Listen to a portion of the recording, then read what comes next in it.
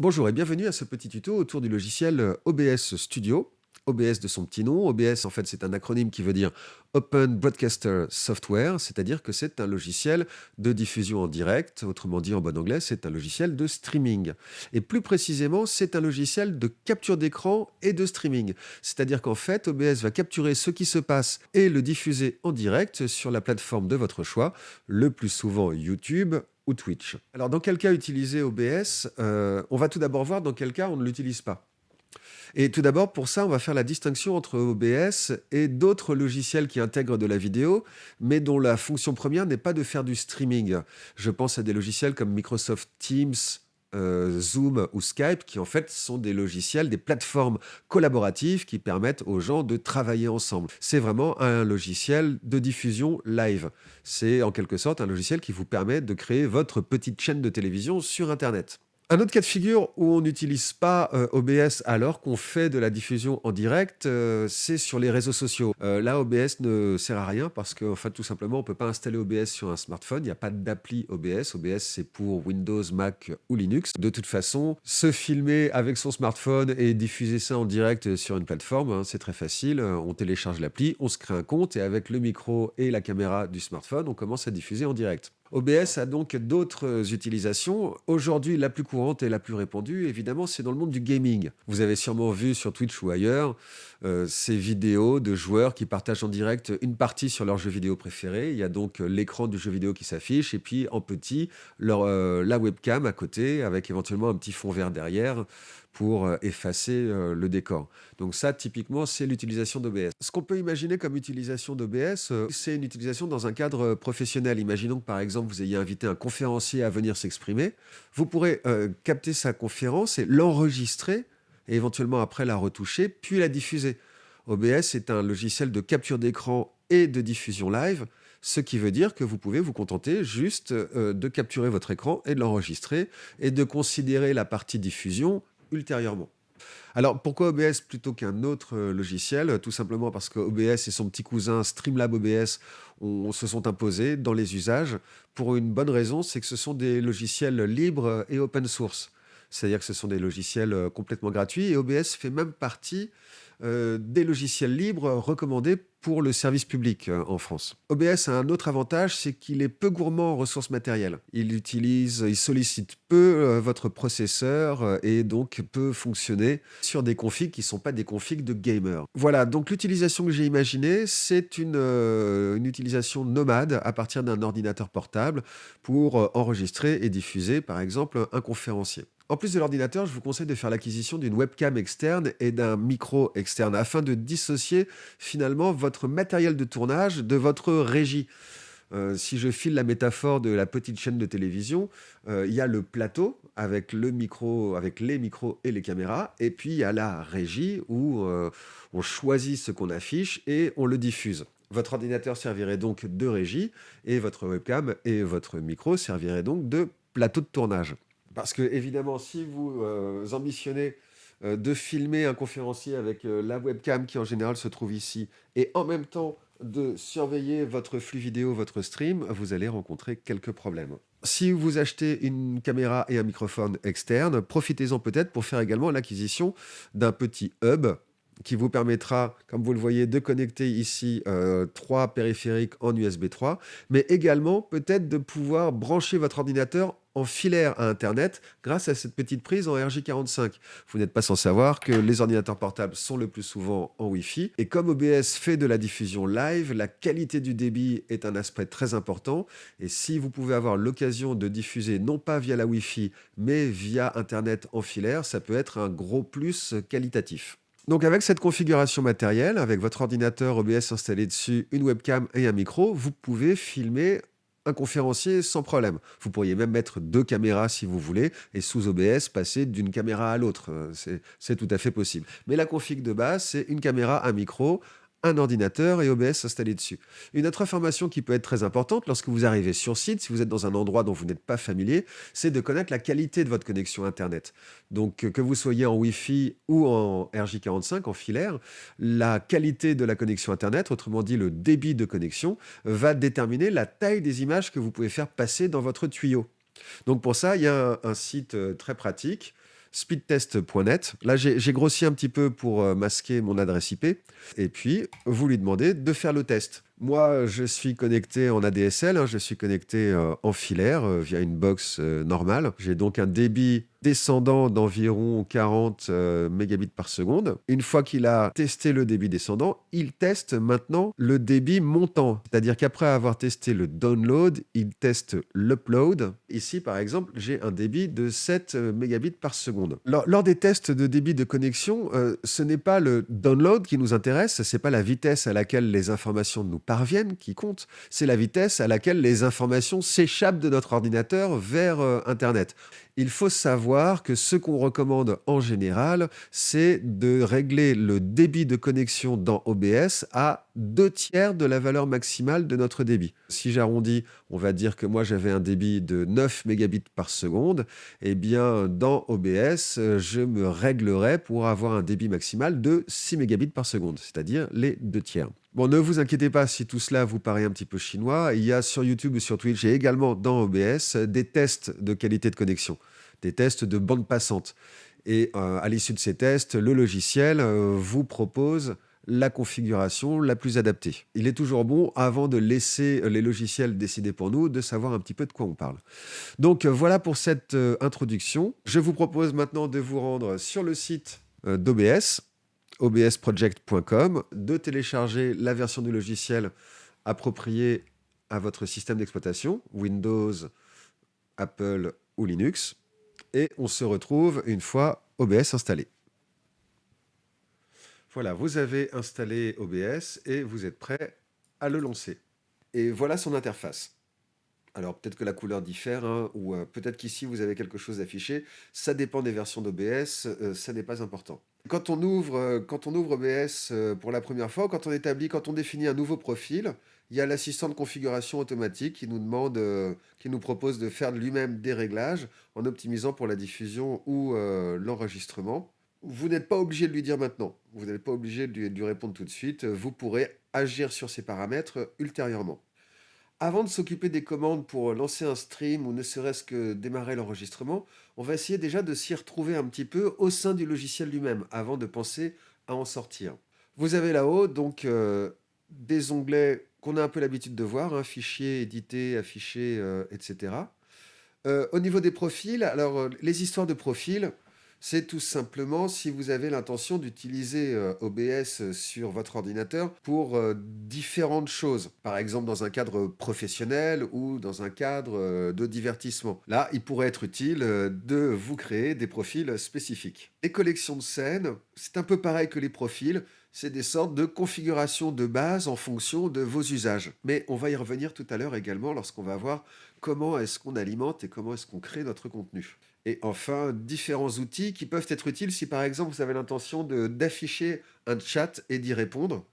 Ici, dans le menu fichier, vous pouvez afficher les enregistrements que vous avez déjà effectués ou vous pouvez en convertir un, par exemple en vue de l'importer dans un logiciel de montage ou ce genre de choses. Ici, vous avez le bouton paramètres, c'est le même que là. Quand vous cliquez dessus, vous avez différents onglets. L'onglet général, c'est le comportement d'OBS. Et par exemple, quand on débute, ça peut être pertinent de lui demander d'afficher des boîtes de dialogue pour confirmer qu'on commence un stream ou qu'on arrête un stream. Vous pouvez aussi lui demander d'enregistrer automatiquement dès lors que vous lancez un stream. Voilà, alors donc c'est bien de cocher ces cases-là. Au niveau du stream, il va vous proposer de lier un compte. Il vous propose les plus courants, Twitch ou YouTube par exemple, Facebook Like ou d'autres. Et si vous cliquez sur Afficher tout, vous verrez toutes sortes de plateformes de streaming disponibles, des plus courantes aux plus audacieuses, on va dire. Dans l'onglet Sorties, on a accès au réglage du streaming et de l'enregistrement. Alors pour le streaming, vous voyez, il y a d'abord le débit vidéo. Le débit vidéo, le débit de données, c'est la même chose. Tout à l'heure dans l'intro, je vous parlais du débit en upload, du débit montant. C'est lui qui va être concerné par notre débit vidéo. Donc moi j'avais un débit de 7 mégabits par seconde, donc de 7000 kilobits par seconde. Le 2 tiers de 7, ça fait environ 4,6, donc 4600. Sachant qu'il y a également le débit audio, j'imagine que ça va faire à peu près 200 kilobits par seconde pour le débit audio. Je vais mettre par exemple 4400 kilobits par seconde pour le débit vidéo. Je suis donc aux 2 tiers de mon débit d'upload total, et c'est ce qu'on recommande. Si vous avez un faible débit d'upload, vous pourrez tenter d'utiliser un peu plus que les 2 tiers. Mais attention quand même, n'en utilisez pas 100% parce que ça pourrait saccader votre flux, ça pourrait poser des problèmes.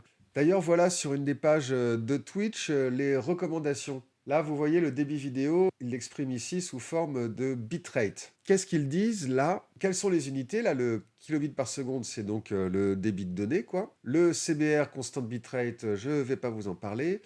Et là, le framerate, c'est 60 ou 50 FPS, c'est-à-dire en fait, c'est des images par seconde. Hein. FPS, c'est frame per second, c'est-à-dire images par seconde. En Europe, on est à 25 images par seconde et aux États-Unis, ils sont environ à 30 images par seconde. Donc là, on voit sur ce réglage que le nombre d'images est le double d'une vidéo normale. Et ça, c'est vraiment une configuration de gamer. Ils doublent le nombre d'images par seconde afin de garantir la plus grande fluidité possible dans la reproduction de ce qui se passe dans leur jeu vidéo. Et vous voyez qu'avec cette configuration-là, il faut environ 6000 kilobits par seconde. Si on va chercher la plus petite configuration, à savoir du 720p, à 30 images par seconde, 720p c'est-à-dire 1280 par 720 pixels, et bien là, ils attendent un débit de 3000 kilobits par seconde, qu'on soit à 25 ou à 30 images. Moi, avec mes 4400, 4500, vous voyez, je pourrais diffuser correctement du 1920 par 1080 à 25 ou 30 images par seconde. Alors voilà donc pour le débit vidéo. C'est un aspect important dans le cadre du streaming, donc c'est pour ça que j'y ai passé un petit peu de temps. Maintenant, passons à la ligne d'en dessous, l'encodeur. Alors, c'est quoi l'encodeur? C'est la partie du logiciel qui s'occupe de transformer l'image que vous êtes en train de produire par l'image que vous allez diffuser. Hein, il y a toujours quelques secondes de décalage. C'est parce que le logiciel réencode en direct. Il essaie de faire des versions plus légères de l'image que vous fabriquez afin de les diffuser dans les meilleures conditions possibles. En fait, il faut regarder ici si vous avez le choix. Vous aurez le choix si jamais votre ordinateur portable est équipé d'une carte graphique, en plus de celle fournie avec la carte mère, avec l'ordinateur. Moi, c'est le cas, là, sur mon PC de bureau, j'ai effectivement une carte graphique. Donc, je vais plutôt choisir d'en réencoder avec le processeur de ma carte graphique, parce que c'est vraiment à ça que ça sert, un processeur de carte graphique. Quand on reste sur le logiciel X264, il y a un petit avertissement. Enregistrer via un encodeur logiciel avec une qualité haute que celle du stream sollicitera encore plus le CPU, c'est-à-dire le processeur, si vous streamez et enregistrez simultanément. Vous n'avez pas forcément besoin d'enregistrer en même temps que vous streamez, parce qu'en fonction de la plateforme sur laquelle vous diffusez, l'enregistrement se fera automatiquement. C'est le cas sur YouTube ou sur Twitch. Mais voilà, il y a cette petite mise en garde. Si jamais j'enregistre dans une autre qualité, je vais lui demander de travailler 2 fois plus, en fait. Une fois pour le réencoder pour le stream et par ailleurs réencoder dans une qualité meilleure pour l'enregistrement. Donc forcément, mon processeur va travailler 2 fois plus. Donc si vous n'avez pas de carte graphique externe, je pense qu'il est plus raisonnable ici d'enregistrer dans un format identique au stream. Tout ça, c'est si vous choisissez d'enregistrer en même temps que vous streamez. Encore une fois, c'est pas obligatoire. Moi, je vais choisir plutôt de réencoder avec le processeur de ma carte graphique. Et donc, comme j'ai un processeur de carte graphique, je vais me permettre ici d'enregistrer dans une qualité la meilleure possible. Le format d'enregistrement, en fait, c'est l'extension de votre fichier vidéo. Vous voyez, il y a MP4, hein, c'est le plus connu, le plus répandu maintenant. Tout à côté, il y a .mov et puis il y a MKV et d'autres encore. Alors le MKV est sûrement très adapté pour OBS, mais il présente l'inconvénient d'être incompatible avec la plupart des logiciels de montage. Mais quand bien même vous auriez enregistré en MKV, que ça ne serait pas si grave, puisque dans l'onglet Fichiers, vous avez vu qu'on pouvait convertir des enregistrements dans de nouveaux formats. Il y a un petit avertissement. Là, si on change le format d'enregistrement, il nous dit en substance que si jamais notre stream est interrompu brutalement à cause d'une panne de courant ou quoi que ce soit, eh bien, il ne pourra pas générer le fichier vidéo final. Si on enregistre en MKV, Eh bien, s'il y a une panne de courant, au moins, on aura sous forme de fichier vidéo tout le stream qu'on aura fait jusqu'à la panne. Et ici, c'est pareil, hein, c'est la même question d'encodage. Moi aussi, je vais choisir plutôt d'utiliser le processeur de ma carte graphique. Et je laisserai aux passionnés le soin d'aller vérifier ce que sont que les paramètres personnalisés du mixeur. Je vais passer rapidement sur les paramètres audio, hein, c'est 48 kHz, stéréo, c'est très standard, c'est assez normal. Au niveau de l'onglet vidéo, alors là, c'est un autre paramètre très important. C'est ici, c'est l'image que vous fabriquez, je vous en parlais tout à l'heure, et là, c'est l'image que vous allez sortir. Donc là, vous voyez, l'encodeur ici va s'occuper de transformer cette image-là en cette image-là. Comme j'ai un bon débit de connexion, on a vu ici que je pouvais diffuser en 1080 à 30 images par seconde. C'est donc ce que je vais choisir ici comme réglage. Je vais mettre ici en 1920 par 1080. Le filtrage bicubique, ça m'a l'air très bien, hein. Je ne connais pas les subtilités des différents modes d'échantillonnage et de filtrage. Et ici, ben, je peux choisir d'enregistrer au nombre d'images que je veux. Si je fais du gaming, je vais choisir 60 ou 50. Et si je fais de la vidéo normale, je vais choisir 30 ou 25. Je suis en Europe, j'ai pas un débit montant phénoménal, donc je vais choisir d'enregistrer en 25 images par seconde. Et pour les raccourcis clavier et les paramètres avancés, je laisserai également ça aux plus passionnés d'entre vous. Je clique sur appliquer, je clique sur OK, et voilà, j'ai paramétré mon logiciel. Voilà, maintenant l'interface à proprement parler. Alors ici, cette grande fenêtre noire, ça va être notre stream en lui-même. Ça va être ce que les internautes vont voir lorsque je vais commencer à diffuser. Mais vous êtes peut-être sur un ordinateur portable. Ça peut être embêtant parce que vous n'allez pas pouvoir vérifier en amont ou préparer en amont ce que vous allez diffuser dans votre stream. Pour cela, une solution, c'est ici d'appuyer sur le mode studio. Le mode studio vous propose ici de composer votre stream avec les différents éléments que vous allez utiliser et ensuite de le basculer dans votre stream lui-même à l'aide des outils de transition. Oui, il faut bien voir qu'un stream, c'est constitué de plusieurs parties, que ici ils appellent des scènes. C'est-à-dire que, en admettant que vous vouliez commencer votre stream à 20 heures, eh ben, en fait, il faut tout préparer avant 20 heures. Il faut ouvrir OBS, le synchroniser avec votre plateforme de diffusion, etc., etc. Donc ça pourrait être par exemple la scène d'intro. C'est-à-dire que 5 minutes ou 10 minutes avant le début de votre stream, vous lancez votre stream et vous affichez une petite image pour faire patienter les internautes qui se seraient connectés avant. Vous voyez, donc ici, vous pouvez renommer directement cette scène, par exemple en intro, ça va être la scène d'intro. Vous pouvez rajouter une autre scène qui sera donc votre stream principal, par exemple, et éventuellement une autre pour la conclusion. Ici, les sources, ben, c'est tout simplement ce qui va nourrir vos différentes scènes. Par exemple, pour mon intro, ben, je vais mettre juste une image. Je vais prendre par exemple cette image. Là, mon image, c'était une image de très haute résolution, donc à la base, elle n'était pas du tout adaptée à la taille de ma fenêtre. Si je commençais à diffuser, ben, en fait, je diffuserais qu'un tout petit bout de mon image. Alors là, elle est bordée de rouge et je peux agir sur les coins pour la repositionner.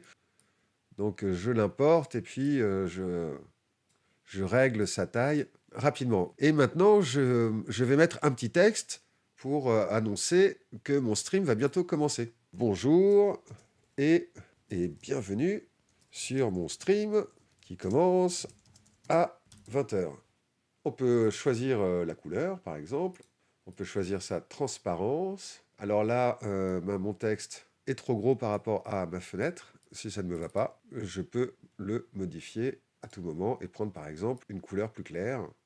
On est d'accord, hein, c'est complètement illisible, mais c'est juste un exemple. Passons à mon stream lui-même, c'est-à-dire à ma scène principale. Ma scène principale, eh ben, il y aura essentiellement et avant tout l'image de mon conférencier ou de moi-même si je fais un tuto. Donc je vais tout d'abord aller rajouter l'image de ma webcam. Je clique ici sur plus et je vais aller chercher un périphérique de capture vidéo. Voilà, je vais l'appeler webcam 1 par exemple.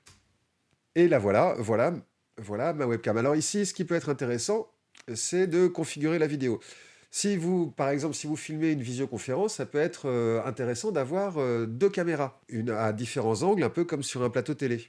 Et ces 2 caméras, ça peut être intéressant qu'elles soient pas exactement à la même valeur de cadre. Donc ici, par exemple, je peux cliquer sur, contrôle de la caméra et choisir de zoomer une des images. Alors si votre conférencier est debout et qu'il bouge, il faut pas trop zoomer, hein. Je peux régler ensuite horizontalement ou, verticalement pour trouver la position la plus adéquate, possible. Alors moi, je vais pas rester en zoom à 233, hein, je vais annuler tout ça. Voilà, là, j'ai déjà mis ma webcam. Vous voyez, elle est ici, bordée de rouge, donc je peux choisir de l'agrandir ou, de la réduire. Au niveau du son, maintenant, vous savez, j'utilise ce micro. Je ne veux pas utiliser le micro de la webcam. Donc, je vais également rajouter un élément, un périphérique audio en entrée, donc puisque je vais lui envoyer du son. Et ça, je vais dire que c'est mon micro. Voilà. Là, vous voyez, j'ai le choix entre plusieurs périphériques, puisqu'il y a le petit micro de la webcam et le gros micro que j'ai sous le nez. Donc je choisis le gros micro. Et voilà, le niveau de votre micro apparaît dans le mélangeur audio. Vous voyez que moi, j'ai réglé un peu son volume de peur d'aller trop souvent dans le rouge et que ça sature.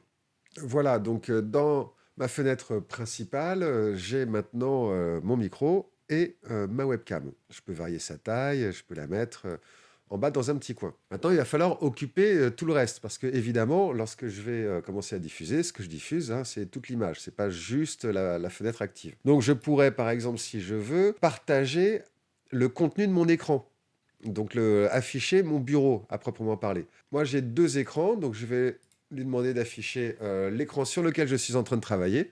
Voilà, donc là, vous voyez un bel effet de mise en abîme type vache qui rit, puisque je demande à OBS de diffuser l'écran sur lequel OBS est actif. Vous noterez d'ailleurs que l'empilement a son importance. Alors évidemment pas pour l'audio, mais ici, ça fonctionne un peu comme des calques sous Premiere ou sous Photoshop, c'est-à-dire que apparaît ce qui est au-dessus. Donc pour que ma webcam apparaisse, je dois la remettre au-dessus de ma capture d'écran. Dans OBS, vous pouvez appeler n'importe laquelle des fenêtres qui s'affichent sur votre écran. Il suffit qu'elle soit affichée et ensuite vous allez la chercher. Par exemple, là sur mon écran de gauche, j'ai lancé une vidéo dont j'ai coupé le son. Je vais aller la chercher. Pas forcément avec la source vidéo VLC, mais directement avec capture de fenêtre. Et ça, je vais appeler ça vidéo. Et alors ici, on voit rien du tout parce que la méthode de capture n'est pas adaptée à ma configuration. Moi, je suis sous Windows 10, donc je clique sur Windows 10 et voilà, s'affiche ma vidéo.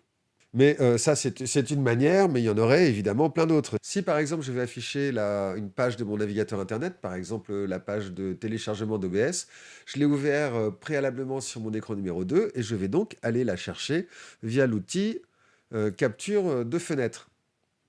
Je dis OK et ici, je vais chercher la fenêtre qui est actuellement ouverte et qui m'intéresse. Et pour la conclusion, eh bien, écoutez, ça va être pareil que pour l'intro. Je vais aller mettre les sources dont j'ai besoin, une source de couleur, et puis je vais ajouter un autre texte, hein. Hop. Il est à noter que pour appeler des fenêtres, il faut qu'elles soient actives, il faut qu'elles soient visibles. Si elles sont réduites, il ne pourra pas aller les chercher. Alors tout ça se passe dans la fenêtre aperçue. Il va falloir maintenant transférer ça dans la fenêtre programme. Et alors là, en mode studio, eh bien en fait, il suffit de cliquer sur le mode de transition qu'on désire. Hop, si je veux que ça s'affiche nettement sans transition, j'appuie sur coupure. Vous voyez, si je veux passer à la conclusion, eh bien je vais faire un fondu. Merci à tous. Si je veux repasser sur l'intro, je fais un fondu sur l'intro. Bonjour et bienvenue. J'ai pas encore réglé bien sûr le streaming ni rien, mais pour l'instant c'est ça que les gens voient. Attention parce que c'est ça aussi que les gens peuvent entendre. Peut-être que vous n'affichez que de l'image, mais attention que vous ne soyez pas déjà en train de diffuser du son. En sécu, il peut être bon de muter son micro. Donc là, pour l'instant, si j'avais commencé mon stream, les gens verraient ça. Maintenant, je prépare ma fenêtre principale. J'affiche ma webcam. Je vais cacher ma vidéo, cacher la capture d'écran et cacher également la fenêtre avec la page de téléchargement d'OBS. Une fois que je suis complètement prêt, je vais activer mon micro et passer au direct. Donc on a vu comment se comportait le logiciel, comment naviguer au sein de son interface. Je ne suis pas rentré dans les détails, mais encore une fois, il faut commencer par quelque chose de simple et d'efficace. Donc par exemple, filmer un conférencier, filmer avec 2 ou une caméra et un micro. Et maintenant, on va s'occuper de diffuser notre contenu vers le vaste monde. Alors pour ça, évidemment, on va se servir des commandes qui sont en bas à droite, commencer le stream, démarrer l'enregistrement. Démarrer la caméra virtuelle, alors qu'est-ce que c'est la caméra virtuelle? Je ne vais pas tellement m'étendre, sachez juste qu'en fait, par exemple, lorsque vous êtes sur un chat vidéo, vous pouvez appeler non pas votre webcam, mais vous pouvez appeler ce qui s'affiche sur votre bureau. Via OBS, l'affichage de votre bureau, c'est en quelque sorte une webcam. Et quand vous irez sur Google Meet ou d'autres logiciels de chat vidéo, vous verrez que Google Meet, enfin le chat vidéo, reconnaîtra deux webcams et vous proposera soit d'utiliser votre webcam principale, soit d'utiliser comme webcam la caméra virtuelle d'OBS qui, elle, affiche le contenu de votre bureau. Mais voilà, on va maintenant donc s'intéresser au streaming. Et pour ça, évidemment, il faut commencer par se créer un compte sur YouTube et se créer un compte sur Twitch. Donc, je vous donne rendez-vous sitôt que vous aurez des comptes de créer sur l'une ou l'autre de ces deux plateformes. Donc, vous n'êtes pas sans savoir que pour disposer d'un compte YouTube, il faut une adresse Gmail. Une fois cette adresse Gmail créée et reliée à YouTube, vous aurez accès à vos paramètres personnels, comme par exemple votre chaîne, ou la possibilité de mettre en ligne une vidéo ou bien encore de passer au direct. Si je vais regarder par exemple sur ma chaîne, c'est donc une chaîne que j'ai créée exprès pour l'occasion, je suis un peu étonné de ne voir qu'une seule vidéo parce que je sais que j'ai fait plusieurs essais de stream. Je vais dans gérer les vidéos. Et là, dans le contenu de la chaîne, je vois que les vidéos mises en ligne, ben, je n'ai aucune. Quant à la diffusion directe, oui, ça y est, on voit les différents essais de streaming que j'ai menés jusqu'à présent. Bien, maintenant, on va voir comme il est simple de créer très rapidement un stream avec OBS. Là, j'ai déjà tout paramétré. Mon micro module, ma caméra fonctionne, ma source de couleur est présente. Je vais donc aller lier mon compte YouTube à mon logiciel OBS. Alors, je pourrais me dispenser de lier un compte et utiliser à la place une clé stream. Donc, pour lier le compte, il m'emmène sur mon compte. Il me demande l'autorisation d'accéder à Google. Je lui donne. Maintenant, ça y est. Je reviens dans OBS et je vois que ça y est, mon compte YouTube est connecté. Donc, je dis appliquer. Alors là, apparaît la fenêtre de chat. Effectivement, une fois que j'ai lié mon compte à OBS, il me fait apparaître la fenêtre des commentaires qui seront écrits pendant que je diffuse. Je ne pourrais pas y répondre, ce n'est pas une fenêtre interactive, mais je pourrais voir les commentaires qu'on me laisse. Elle, je vais la fermer pour l'instant. Si je veux la rouvrir, c'est dans le menu afficher, doc et chat. Regardez, afficher, doc et chat pour réafficher les commentaires. Et maintenant, je pourrais commencer le streaming. Donc je clique et il m'indique que je dois d'abord commencer par gérer la diffusion. Donc je vais créer une nouvelle diffusion que je vais appeler mon nouveau test OBS. Je vais la laisser en public pour l'instant. J'indique quelle est la nature de mon contenu. Là, ça va être, c'est un tuto, donc c'est éducationnel. Et elle n'est pas faite pour les enfants, même si elle n'est pas pour autant interdite aux moins de 18 ans. Je pourrais sélectionner dès à présent une miniature. Et voilà, c'est tout ce que j'ai à faire. Je peux donc dès à présent créer une diffusion et commencer la diffusion. Je clique sur OK. Et voilà, le petit carré vert m'indique que je suis actuellement en ligne. De même que le petit rond là qui m'indique que j'ai commencé un live depuis 15 secondes.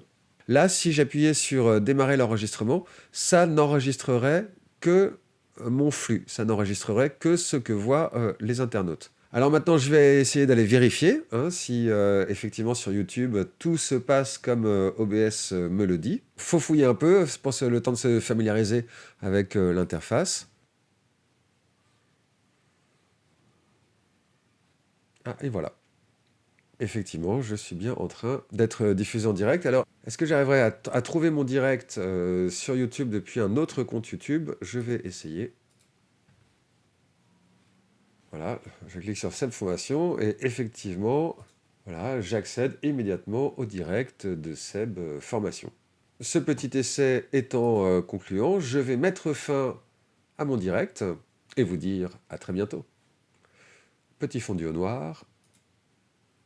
Voilà. Maintenant, ça y est, sur ma chaîne YouTube, c'est ce qu'il voit. Le petit fondu au noir coupe également le micro. Voilà, j'ai fait mon petit fondu au noir et maintenant, je vais bien penser à arrêter le streaming. je quitte OBS, je reviens sur YouTube et on voit qu'avec les quelques secondes de décalage, le direct vient de se terminer sous nos yeux. Je ferme tout. Et là, si je voulais relancer un stream, je rouvrirai OBS. Et c'est l'intérêt des profils et des scènes. Il a gardé en mémoire toute ma configuration. Mon compte est toujours lié. Mon compte YouTube est toujours lié. Donc je pourrais immédiatement lancer un streaming. Gérer une diffusion, je la crée. Donc ça peut être vraiment très rapide une fois que le logiciel est correctement paramétré. Voilà, donc ça c'est un petit test rapide de streaming que j'organise depuis mon ordinateur portable. Là, la vidéo que vous êtes en train de regarder, c'est l'enregistrement que j'ai fait sur mon ordinateur portable. Mais parallèlement, je suis également en train de diffuser sur mon compte YouTube. Bon, et alors maintenant, dans l'intérêt de notre petit test, je vais aller brancher la webcam de mon ordi de bureau sur mon ordi portable. Je vais utiliser le petit hub dont je vous parlais parce que ma webcam est en USB, mon micro est en USB et je n'ai qu'une seule prise USB sur mon ordi portable. Sinon, c'est que de l'USB-C. Voilà, donc là, j'ai branché la webcam, la deuxième webcam, j'ai branché le micro, tout ça est sur le petit hub, et le hub est branché à mon ordinateur. Et maintenant, je vais voir si je peux activer la deuxième caméra, qui devrait s'appeler... oui, voilà, elle apparaît bien, effectivement, en webcam C220, donc je l'utilise. Si je retourne sur mon interface de gestion d'OBS, vous voyez que je peux choisir de basculer d'une caméra à l'autre. Par exemple, comme ça. Je vais essayer de faire une transition façon télévision et tout de suite le reste de l'actualité. Voilà, donc là, avec l'interface de gestion d'OBS, je peux facilement commuter d'une caméra à l'autre. Le problème, c'est que je suis en train de vous parler et qu'il faut en même temps que je regarde mes réglages.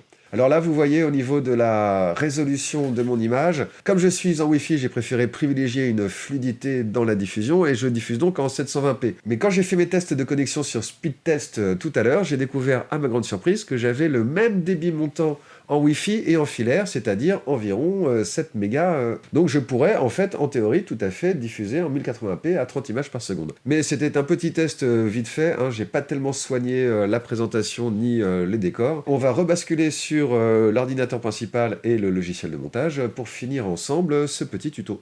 Regardons maintenant comment relier OBS à un compte Twitch. Bien, c'est assez simple, c'est exactement la même procédure que pour YouTube. J'ouvre OBS, je vais dans Fichiers et Paramètres, et là, je lie mon compte Twitch à OBS.